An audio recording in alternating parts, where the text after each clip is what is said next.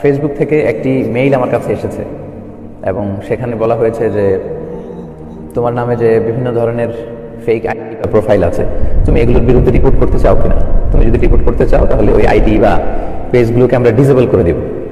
তো আজকে আমি ঘেটে দেখলাম যে আমার পেজটি ভেরিফাই হওয়ার পরেও অনেকগুলো ফেক পেজ বা অনেকগুলো ফেক প্রোফাইল স্টিল ফেসবুকে আছে এবং কোনোটাতে আমি দেখেছি যে প্রায় 70,000 ফলোয়ার, কোথাও দেখেছি 1,19,000 ফলোয়ার, কোথাও দেখেছি প্রায় 2 লক্ষ ফলোয়ার।